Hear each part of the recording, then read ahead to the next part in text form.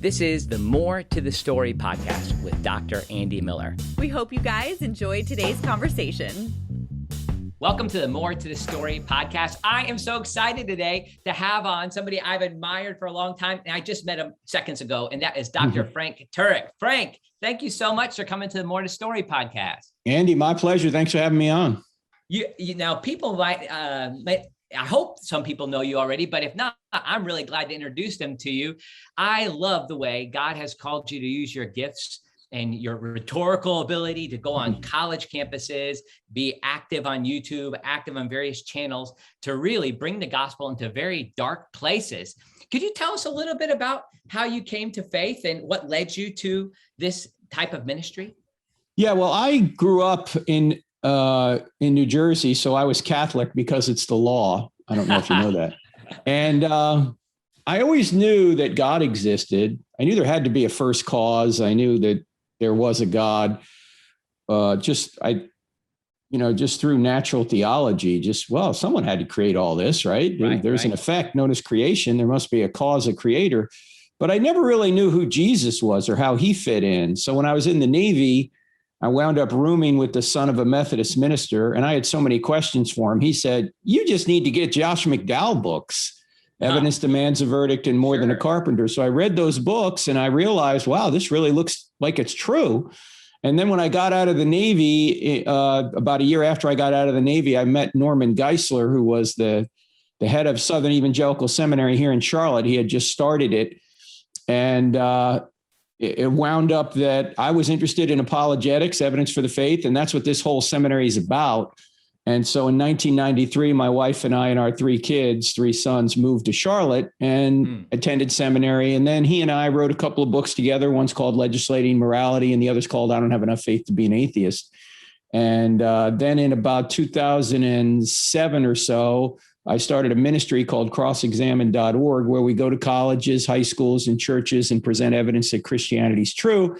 And most of that you can see on our YouTube channel, because we stream everything from a college campus, and then we put the Q&A up there as well. So there's over 1,000 short Q&A videos on our website that deal with college students asking questions and us trying to give a kind of a short response.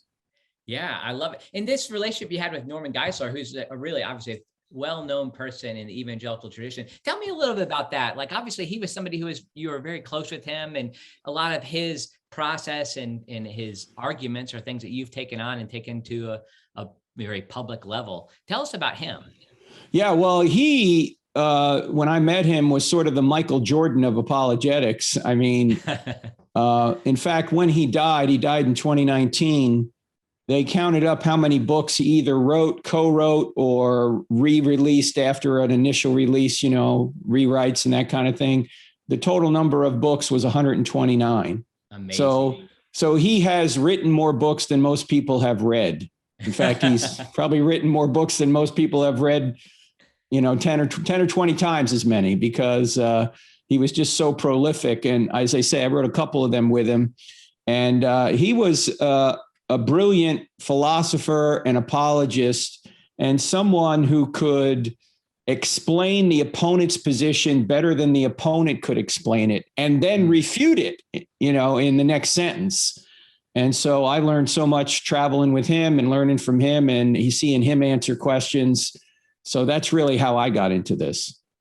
Yeah. One of the things I love to hear you do when I've listened to your debates on college campuses, and even just the title that you use of the book that you and Dr. Geisler wrote together, I Don't Have Enough Faith to Be an Atheist, is you have the turnaround phrase. Like, so often you take what people give to you and you understand where they're coming from, but you turn it around on them. So I don't have enough faith to be an atheist. That's one of your books. It's been the name of one of your shows in the past. Tell me even about that phrase. Like, how does that work?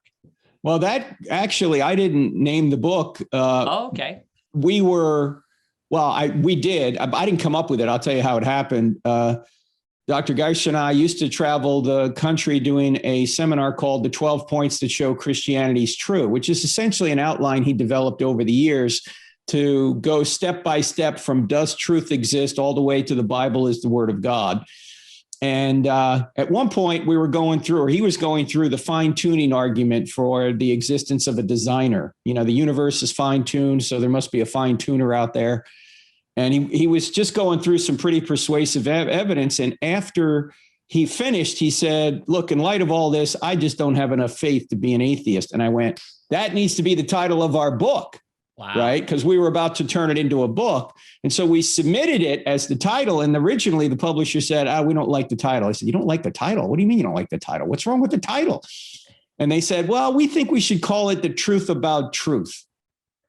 And we said, sorry, it's a deal breaker. If you don't like the title, we're going to another publisher. And they said, okay, We'll take the title. And thankfully, they stuck with the title because it's a counterintuitive title. And that's the beauty of it, right? You think, the Christians have all the faith. No, it's the atheists that have all the faith, actually.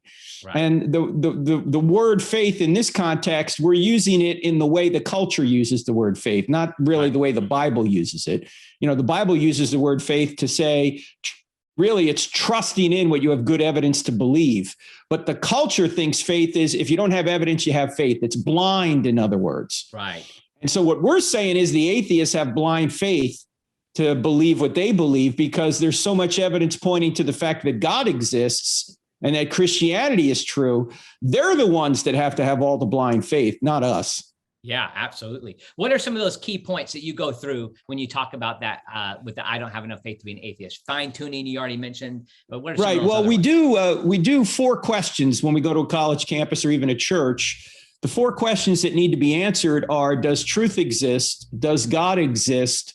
Are miracles possible? And is the New Testament reliable enough to let us know if the resurrection occurred? Because if the resurrections occurred, if the resurrection really did occur, Christianity is true. If it didn't occur, it's false. So we deal with those 4 questions: truth, God, miracles, New Testament.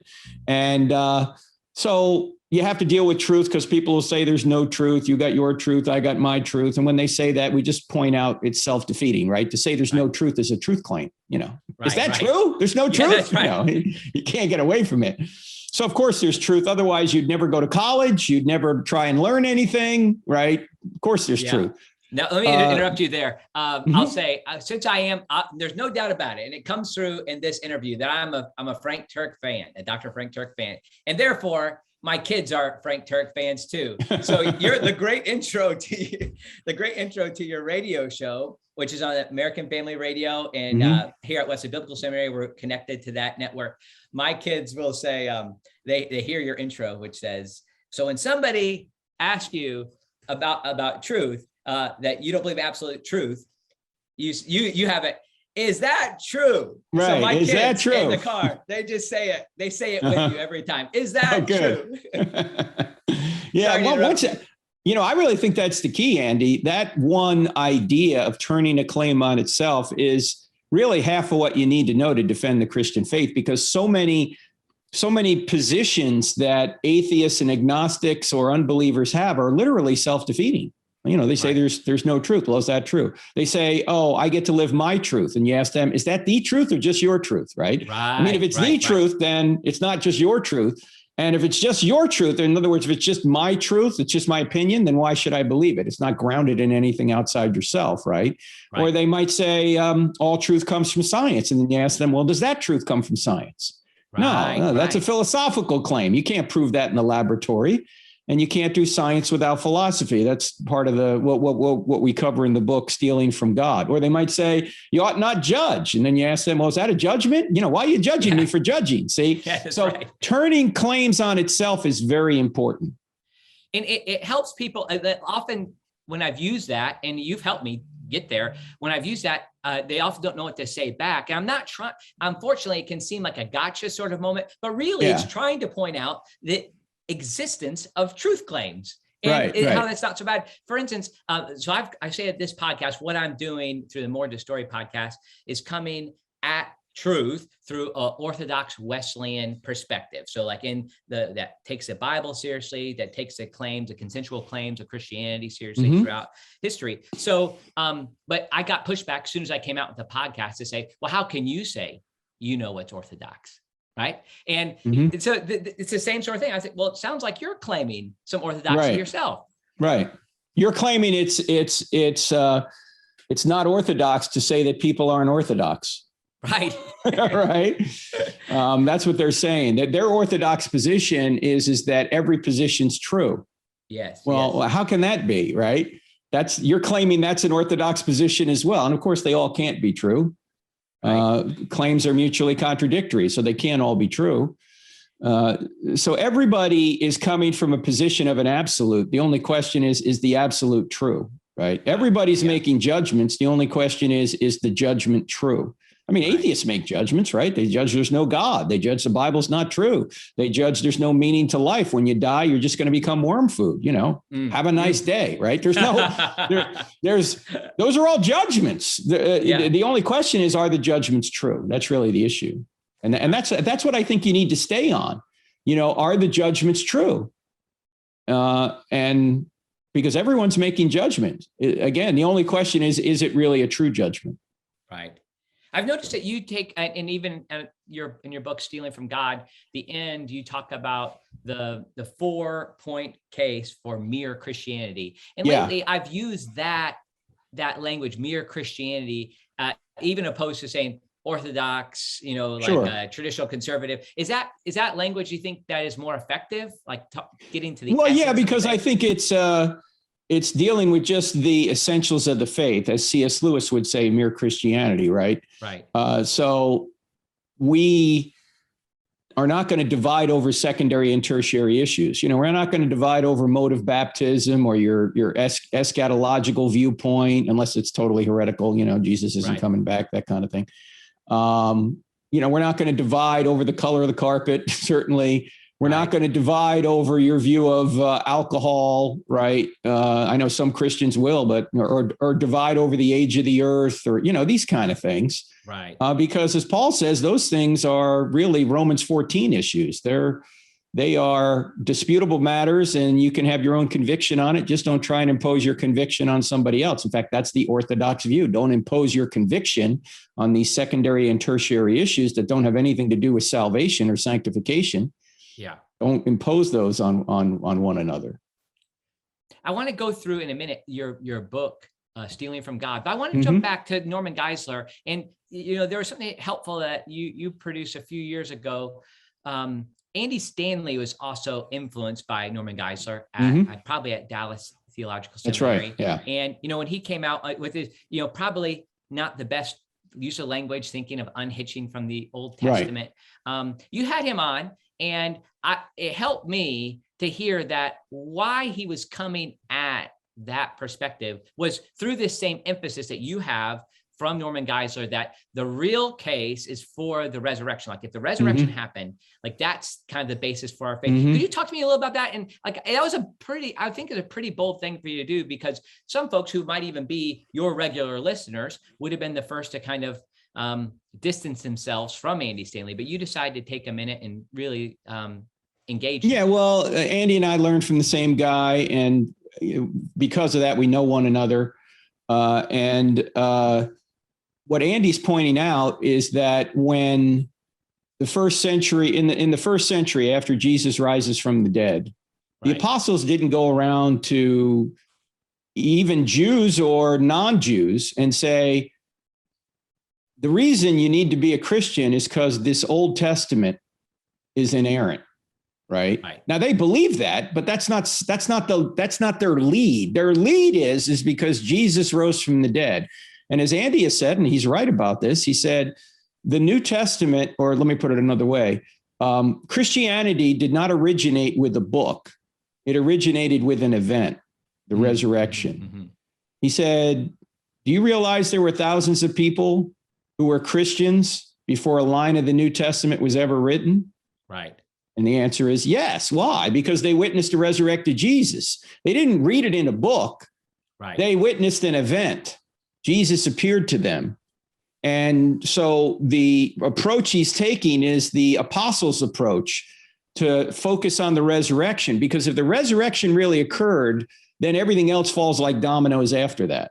Right. Because that means Jesus is God, and whatever God teaches is true. Jesus taught the entire Old Testament as the word of God, and he promised the New Testament. So you wind up with an inerrant Bible from the resurrection, not because you can go through every single scrap of scripture and answer every possible objection to it. Right. Now, I think we can do that in most cases. There may be some areas where we go, I don't know the answer to this yet. But the reason I believe in inerrancy is because Jesus did. And that's the point that Andy's making. And that's the point that Geisler always made, that the key to inerrancy is Jesus and the resurrection, not the fact that you can give an answer to every supposed problem in the scriptures. As I say, I think we can. In fact, Dr. Geisler's famous book, it was called When Critics Ask. Now it's called The Big Book of Bible Difficulties, where he and Tom Howe go through about 800 different questions about the Bible, alleged contradictions, and give a cogent answer to them. Right. I think that's an excellent book. But his point, again, is that Christianity is true because Jesus rose from the dead, because an event occurred. It's an historical event. Right. It's not because we have an inerrant Bible. The reason we have an inerrant Bible is because Jesus rose from the dead. That's the point. Yes, I love that. And I think it's an apologetic tactic. Like that's how we come at, and it might not be, and unfortunately, probably a lot of the people who are listening to that come at it maybe from a discipleship aim. That's why they would listen to Andy Stanley. And so it might seem like, the unhitched comment, and it's unfortunate that language was used, but nevertheless, like the goal is something I think we attach. And you helped me see that too. So thanks for taking time. Yeah, well, I think if you were to ask Andy today, because he said, I'm open to other language, unhitched from the Old Testament. I think really what he meant was unhitched from the Old Covenant, not the Old Testament. Right. Because the Old Covenant is obsolete, according to the writer of Hebrews, right? We're not under the Old Covenant. And the problem is we tend to mix and match our covenants, as Andy put it. And that's true. A lot of the prosperity gospel nonsense comes out of the Old Covenant, right? Sure. They're quoting from Malachi that God's going to, fill up your storehouses. That doesn't apply to us. Right. That applied to Israel. And so people are mixing and matching their old covenants. So there's a lot in the Old Testament that is binding on Christians, but it's not the Old Covenant. The Proverbs are still binding, right? The prophecies that are still good. They still tell us the truth about Jesus. Some of the law that's revealed. Yeah. Some of the descriptions of what God is like obviously still apply, but his covenant with Israel doesn't apply to Christians, and yet Christians think it does. Right. There certainly can be ways that we can apply it, but at the same time, it doesn't necessarily govern the way we look at our lives. That's right. Okay, I want to make sure I get in a little bit about the Stealing from God book, which I love, because it's the same idea that you're able to do with even taking that phrase, I don't have enough faith to be an atheist. You point out in this book several areas where atheists or just people who don't believe in Jesus or don't believe in the historical reality of our faith, what ends up happening is they're dependent upon things that are revealed in scripture, revealed by Jesus himself. So I'm really curious just to kind of walk through these. So the first one that you mentioned is causality. How is that something that gets stolen from God? Well, why is this a world of cause and effect? I mean, think about that. In fact, when atheists say, well, there's no evidence for God, I stop. There's two ways of dealing with that. You could ask them, well, what evidence would you want to see in order to say, well, it's possible God exists? But I kind of put that aside. And when they say there's no evidence for God, I ask them, why is there evidence for anything? I mean, why do we live in this world that is so governed by cause and effect and orderly natural laws? Why is this world orderly? And why can our minds ascertain truths about the real world outside of our skulls, right? Why can our 3-pound brain ascertain truths about the real world? That seems to only make sense on a theistic or at least a deistic view of the world, not an atheistic view of the world, right? Orderliness comes from an orderer. The fine-tuning of the universe comes from an orderer, from some fine-tuner, right? The creation of the universe itself comes from something outside the creation. And so when atheists are trying to use cause and effect to say God doesn't exist, they're actually presupposing this is a world of cause and effect. And then you have to ask them a question, why is that the case? Why is this world so orderly? Why does everything happen by cause and effect? Why are the natural laws which govern all physical things. Isn't it interesting, Andy, that all physical things change, but it appears that the laws that govern physical things don't change. Right. And why is that? Right. I mean, these are questions that you have to ask. Even the existence of numbers and math. Like, right. why do we have this? What does this point to? Like, how did that enables you and I to be talking right now. Yeah, no, exactly. And so we cover that. And we also cover in that chapter a atheist by the name of Lawrence Krauss, who wrote a book called A Universe from Nothing, where he's trying to explain how the universe could come into existence without God, and he fails miserably. Even atheists admit it doesn't work, because his definition of nothing is not nothing. It's actually something, right? And he actually eventually admits that. So that's what we cover. In fact, the book Stealing from God, I contend that atheists steal aspects of reality that would only exist if God existed in order to say he doesn't exist. And it's in an acronym CRIME. So we just talked about C. Okay. R is reason, I is information, M is morality, E is evil, and S is science. These are all things that atheists say somehow point to atheism, when in fact, none of those things would exist in my view. Causality, reason, information, morality, evil, and science. None of those things would exist unless God existed. So they're actually stealing from God to argue against him. They have to sit in God's lap to slap his face. That's what the whole book is about.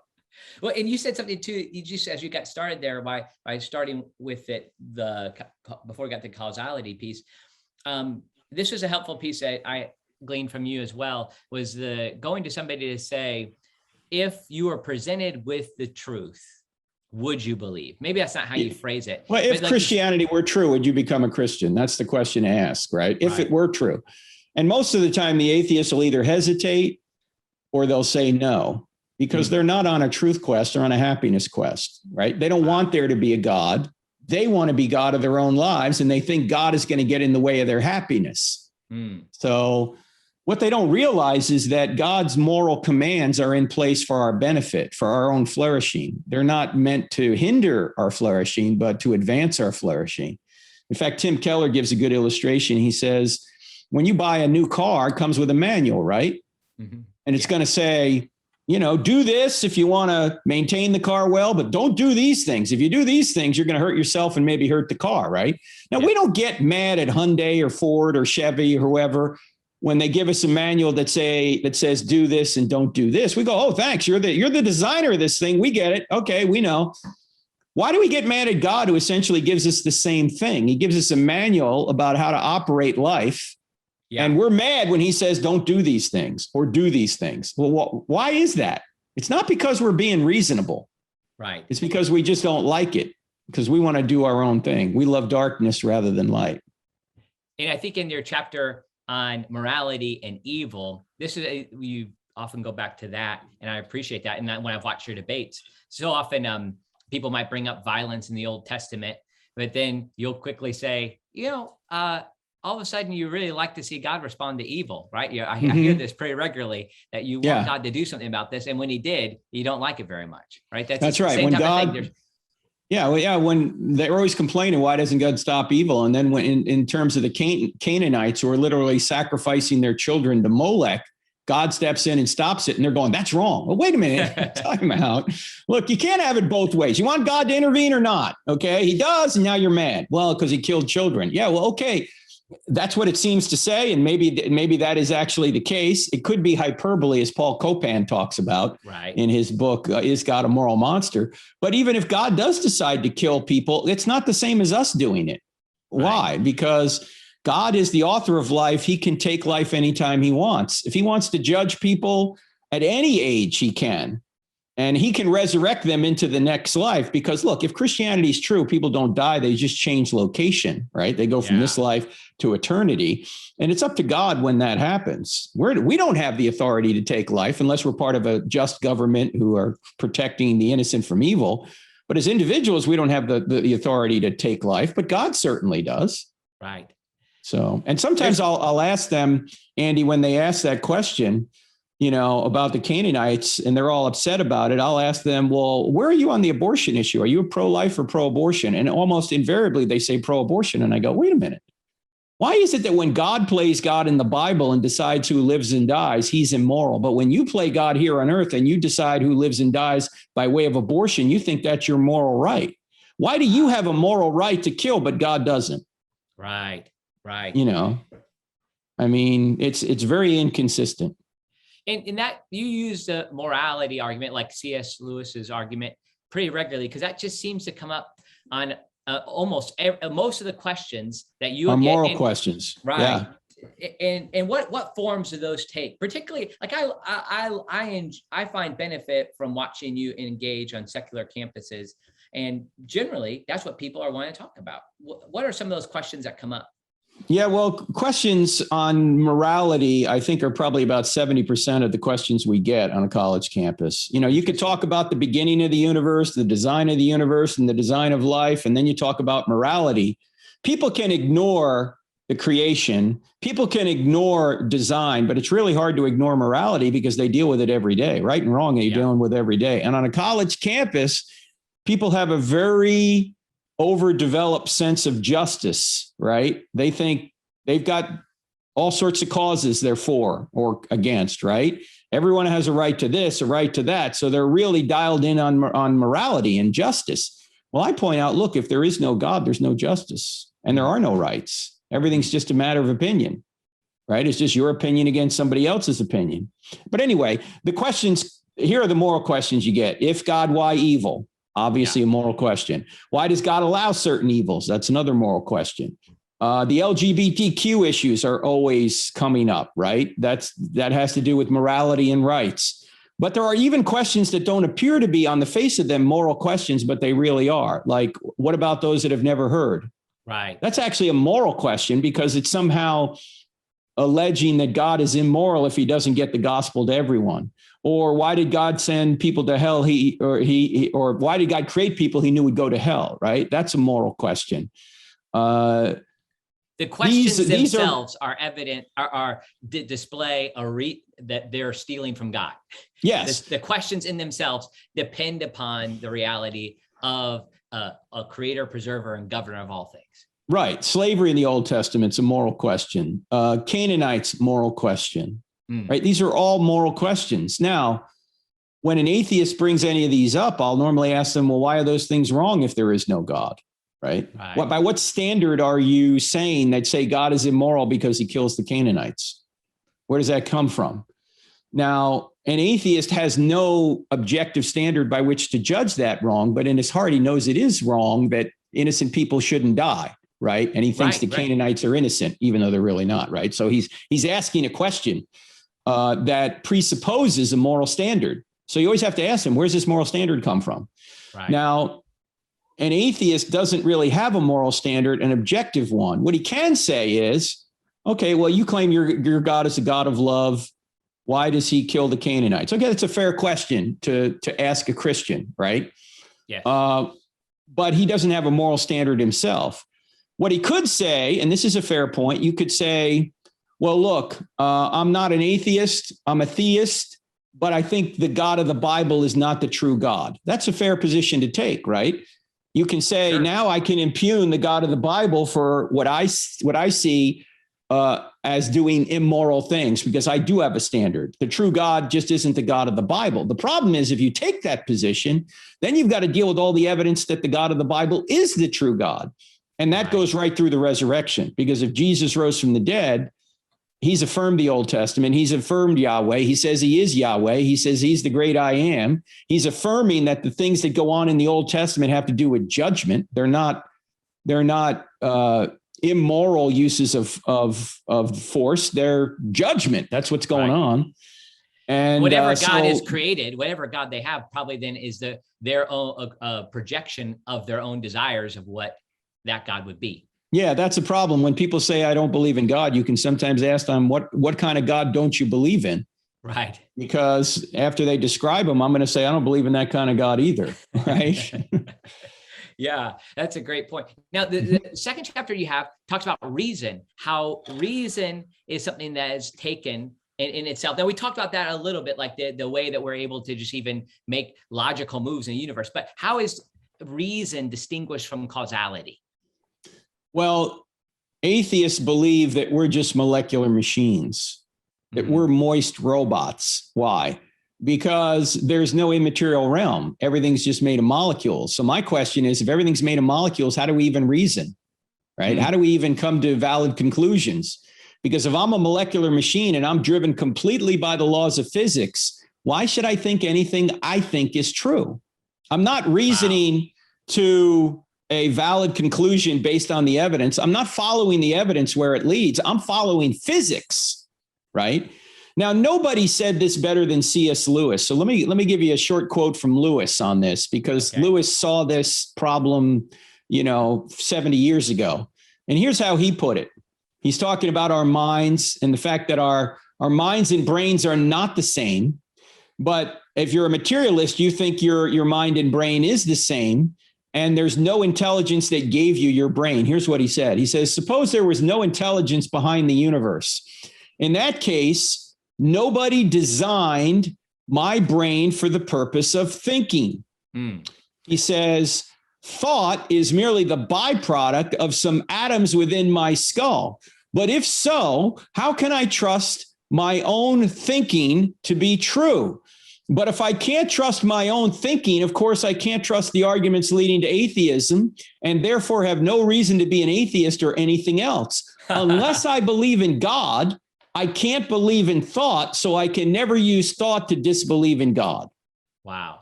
Boom. I mean, you can't say it better than that, right? It reminds me, I had somebody refer me on to a This American Life episode where the whole time they just talked about ants and how amazing ants were and how they move about the world. And they were really trying to figure out how is it that it can build these sophisticated colonies. And finally they had this scientist and that scientist, they came on and they indicated, okay, there's something that happens in the brain. There's just some movement, and not brain, whatever it is. There's some biological thing that they could trace. But then they said, well, why is that? Well, we don't know, right? It's like there's something happens there. It to me, I thought like, well, you go through all of this explanation, and you can't physically explain, you can't scientifically explain why it is that they build these gigantic colonies. Like, why is it like the way our ability, like in our brain, even I'm not that I'm like a cognitive scientist, but what we don't know about our brain activity is wild to me, and how we can have an opportunity to think about our thoughts, the existence of our conscience, that there could be an immaterial reality. That to me in itself often points to a way to start with conversations with people. Well, there is an immaterial reality, and part of it is just even thinking, right? Because again, if we're all just molecules in motion, moist robots, we shouldn't be able to trust our thoughts, but we can trust our thoughts. So if we can trust our thoughts, we ought to reason from that effect back to a cause. Right. And if the cause is just molecules bumping into one another, that's not an explanation. The cause is really a mind. The reason our minds work is because our mind is made in the image of the great mind. And without that, we shouldn't trust anything we think, but we can trust what we think. In fact, Andy, when people ask me, how do you know God exists? I say, I know God by his effects. So that's what scientists do. They start with an effect, they reason back to a cause. So if there's a creation, and there is, that's the effect, you got to reason back to a cause of creator. If there is design, and there is, you have to reason back to a cause of designer. If there's a moral law written on our hearts, and there is, you have to reason back to a cause of moral law giver. If we have the ability to reason and come to valid conclusions, in other words, we have a mind, we have to reason back to a cause, a great mind who gave us this ability. And so we're reasoning from effect to cause, and that's what scientists do. So the scientific way of discovering that God exists is you reason from effect back to cause. Yes. So we've hit on some of the other ones in your crime. So we got C and R. The next one we've touched on a little bit too: information and intentionality. How is that stolen from God? Well, let's talk about. Well, information has to do with the information in the genome. Okay. That it's 3.2 billion letters long in every cell. Wow. And if you were walking along the beach and you saw in the sand, John loves Mary, you would immediately go, oh, there's got to be a mind that did this. You wouldn't say the waves made it, the crabs made it. You'd go, oh, John or Mary did this, right? Right. Well, if John loves Mary requires a mind, how about a message that's 3.2 billion letters long? Right. I mean, it requires a mind as well. And Stephen Meyer has done the real groundwork on this in his book, Signature in the Cell. So that deals with information, and scientists have no idea how information can come from natural laws. It can't. Repetitive natural laws won't give you information. You need a mind to do that. And so it's not a God of the gaps argument to say, well, we just haven't found a natural law for this yet. It's actually, you're not arguing from what you don't know, which is what a God of the gaps argument is. You're arguing from what you do know. So, for example, when you see John loves Mary in the sand, there's not a gap in your knowledge. You don't just lack a natural cause for that. You have positive, empirically verifiable evidence for an intelligent cause, John or Mary, right? Same thing is true when you see this 3.2 billion letter genome, your DNA. You don't just lack a natural explanation for that. You have positive, empirically verifiable evidence for an intelligent being. Now, we don't know if this intelligent being is the God of the Bible. It doesn't get you all the way to that. But it could be the God of the Bible. That's all we're saying. You couple this with the cosmological argument, the argument from the beginning of the universe, the fine-tuning argument, the moral argument, the argument from reason we just mentioned, and Jesus rising from the dead. Then you realize that the same being that walked out of the tomb 1,988 years ago is the same being in whose divine nature created the universe out of nothing. But you don't get that from one argument. You got to add all the arguments up, and then you realize that Jesus is the creator.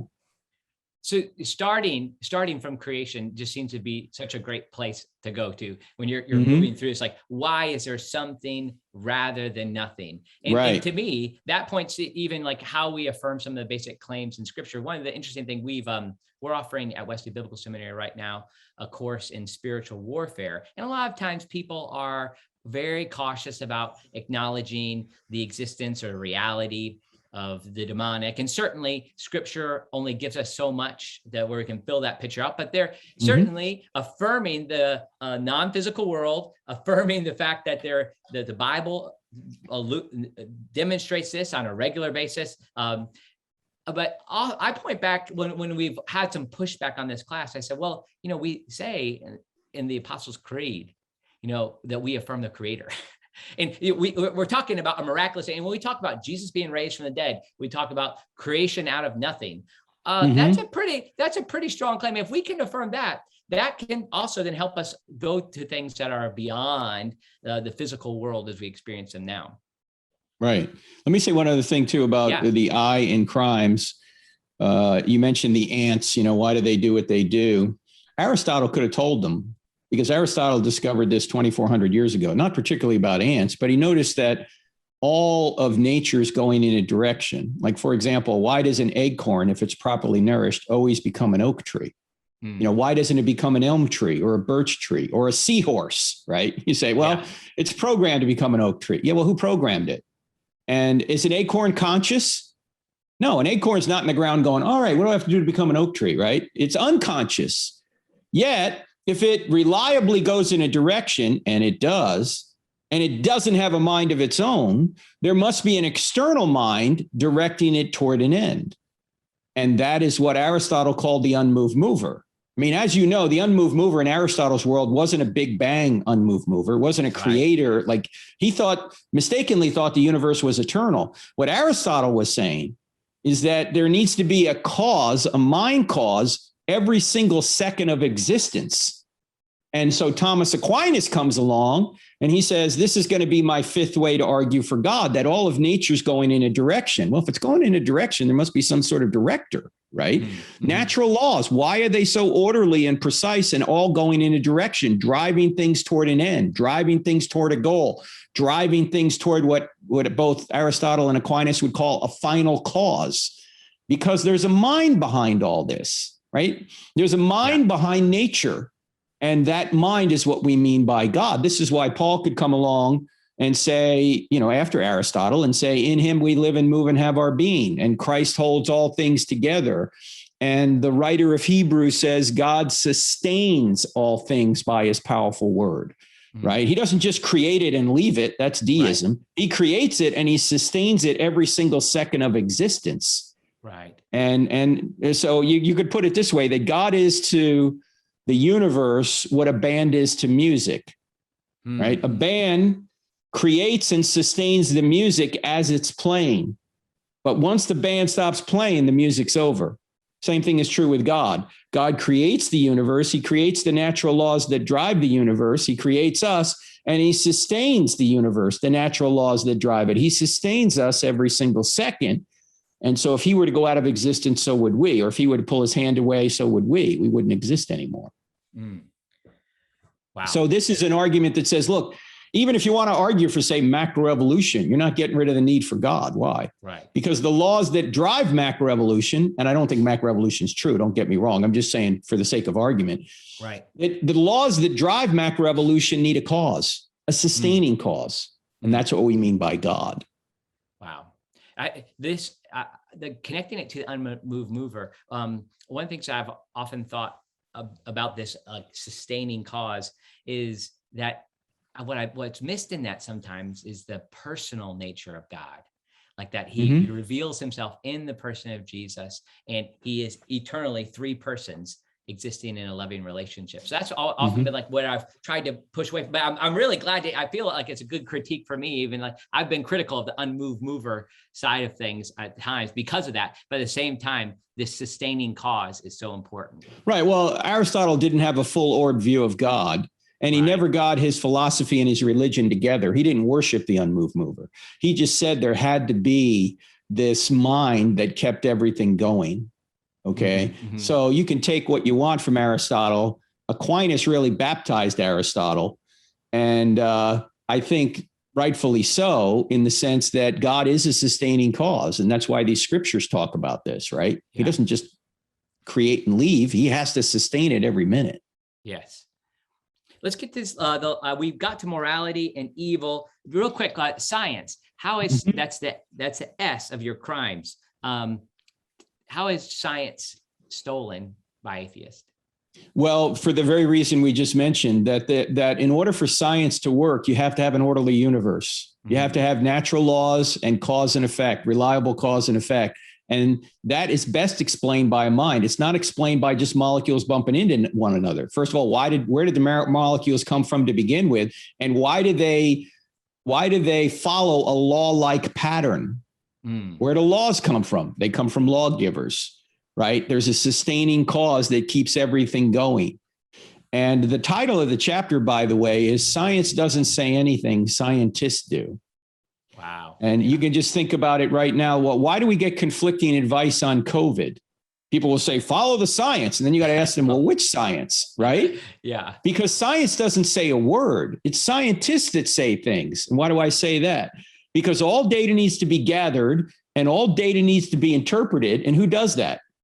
Scientists do that, right?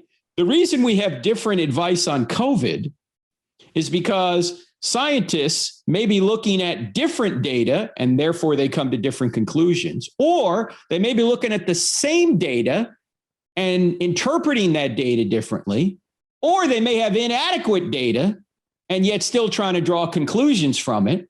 Or there might be a political agenda going on, which it sure seems to me there is, right? There's just too many contradictory things going on in the whole COVID debate that you're going, wait a minute. Why do you want everybody vaccinated? Why are you worried about unvaccinated people if the vaccine protects you from the disease? Apparently, the vaccine doesn't protect you from the disease, right? Right. Yeah. Because you can still get it and still pass it. In fact, quietly, I don't know if you've noticed this, but just on September 1st of 2021, the CDC changed their definition of vaccine. They got rid of the word immunity. Now they just say protection, because the COVID vaccine is not a traditional vaccine. It's not like smallpox or polio. Right. It's a vaccine that tamps down the symptoms when you get it, apparently, but it doesn't prevent you from getting it. Right. Or passing it to others. This is why even Ron DeSantis in Florida about a month ago saying, why do we have 300% more cases of COVID a year after this whole thing started when we have a vaccine? Why is that? What? it's not a obviously vaccine. The vaccine isn't a real vaccine, right? Yeah. Polio, like polio vaccine, stop polio. Right. Yeah. So I'm not saying don't get a vaccine. Don't get me wrong. I'm simply saying that scientists say things, not science. And you've got to look at the data they have, see if they gathered it correctly, see if it's good data, and then see if they're interpreting it rightly. Right. And this goes right to the creation evolution debate, Andy, as you know, because why do so many scientists believe in macroevolution? I submit to you, it's not because the evidence shows that. It's because they have been taught that, because early on, it might appear to have been the case that evolution were true until we learned a lot more about all the impossibilities that would have to occur for evolution to occur. Like you'd have to overcome irreducible complexity.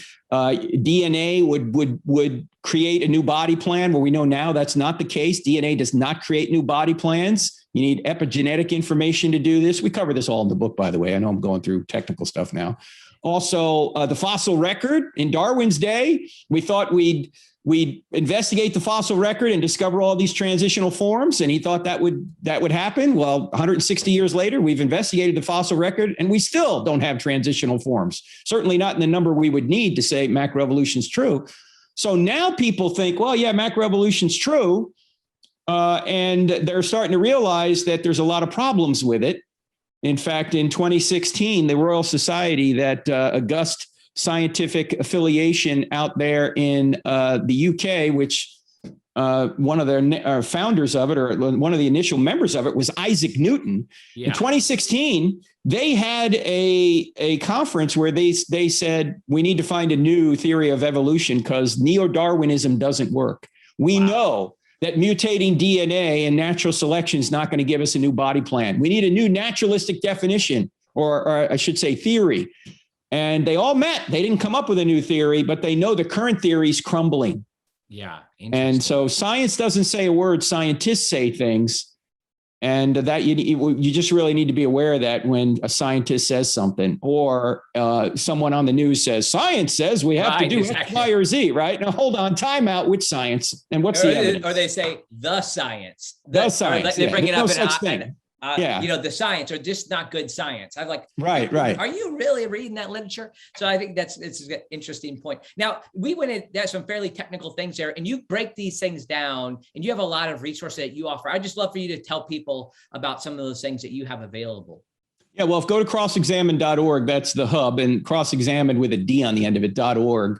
And if you go there, you'll see so many blog articles. You'll also see some videos. And if you go to our YouTube channel, Cross-Examine, 2 words, you'll see over 1,000 short videos. Some of them are longer too. The entire presentation we have up there, and some interviews as well. We have a podcast called I Don't Have Enough Faith to Be an Atheist, where we go through some of these once a week. It's about a 48-minute podcast, and it's on the American Family Radio Network, as you know. We have an app, 2 words, in the App Store, Cross-Examine, which has the podcast, has the TV show streaming live, and has a quick answer section on it as well that people can use right off their phone.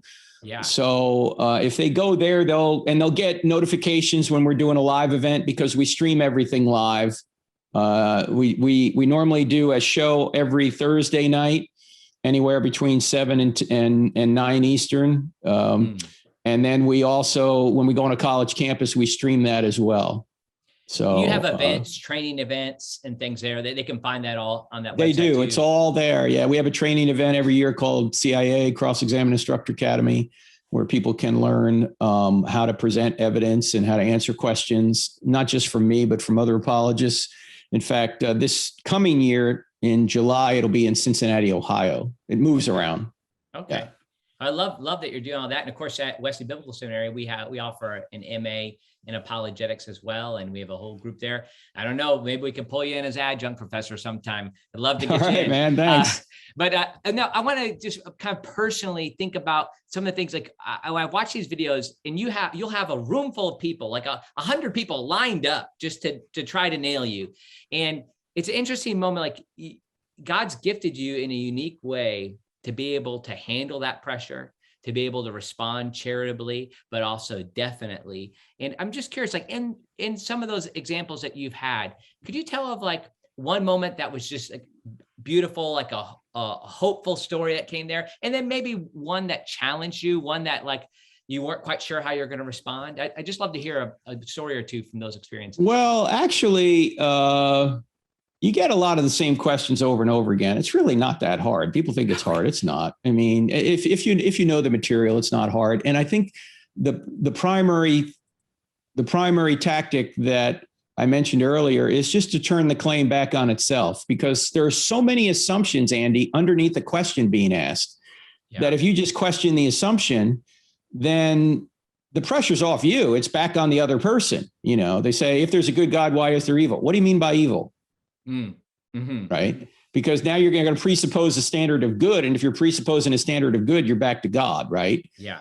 Or if they ask a question, you know, the Bible's been changed throughout the centuries. What do you mean by that? Yeah. And how did you come to that conclusion? What evidence do you have for that position? So you're just turning the claim back on itself. Now, sometimes you get atheists and they get a little vociferous. And I always ask them, if Christianity were true, would you become a Christian? Yeah. Because that, again, throws it back on them to see how open they are, because most of the time they're not open, as I mentioned earlier. And they can see these interactions on our website. Now, the good things that happen is we get Christians encouraged, and sometimes we get an atheist who does eventually become a Christian, usually not on the spot, but they'll think about it, right? Right. And some of the more challenging things are just what I think about when there's some 20-year-old kid up in a microphone. I don't get upset if they're mad or they're angry, because I think, look, why should I expect some 20-year-old kid to agree with me? You know, I'm like 60 now. Why would I? I didn't think the way I think now when I was 20, right? Yeah. So why would I think this kid should agree with me? I shouldn't. So I just try and treat them like anybody else and say, okay, why do you think that's true? And why do you believe that? And you shouldn't get mad at people, right? In fact, Paul famously said, look, I was an insolent and arrogant man, but Christ showed me mercy, right? Yeah. All of us are on some sort of spiritual journey, either going toward Jesus or away. And we shouldn't expect everybody to be where we are. Look, we weren't even where we are, say, 10 years ago, right? Yeah. So why should we expect everybody to be where we are now? We shouldn't. Right. But this podcast is called More to the Story. And if people look into you and follow you like I do, and like my kids know the intro and they know your voice, like it's one thing, but is there more to the story of Frank Turek? Like, is there something you like to do? You like to snorkel? Is there something kind of unique about Frank that others might not know? More to the story of Frank. Well, Turek? I have a great wife and 3 sons and 1 grandson. Oh, there you go. Wife, Stephanie, handles all of this stuff that you see online in terms of books and DVDs and that kind of thing. And she also runs our little university called onlinechristiancourses.com. So we do online courses from our own homes. So if they go to crossexamine.org and click on that, they'll see that. Without her, I wouldn't be doing any of that. I'm a runner. I like to work out. You know, I used to run marathons years ago, but not anymore. And in fact, years ago, I was in a world record race. Where are you? I finished 43 minutes behind Alberto Salazar, who set the world record in the marathon, the 1981 New York City Marathon. But you were in the race. I was in the race. I could say I was in a world record event. You know, you can't say, not many people can say that. So, that's my claim to fame right there. There you go. So, and you're writing a book with your son. Is that right? It's called Hollywood Heroes, How Your Favorite Movies Reveal God. It'll be out in April. In fact, right now, today, I'm just going through the galleys and making final, minor corrections to it. So, we're going through stuff. We're going through fun movies like Iron Man, Captain America, Star Wars, Batman, Wonder Woman, Lord of the Rings, all that kind of stuff. And showing how you can use those movies to point to Jesus. Yeah. Oh, man. I love it. So. Well, Frank, I so much appreciate your time and coming on this podcast and the ministry of God's led you. And I appreciate you not letting it seem like when I said, how I admire you, why I admire you, that's one thing, but also putting it back on me and everybody who's listening, it's not that hard. And no, it's not, and we can't just say, oh, Frank's exceptionally gifted rhetorically, that we'll just let him do that. No, this is our job too. We need to be contending for the faith once for all delivered to the saints, just like you are. So thank you for setting an example for us, for the resource that you provided, and for coming on today. Thanks, Andy. Thanks for having me. Good to see you.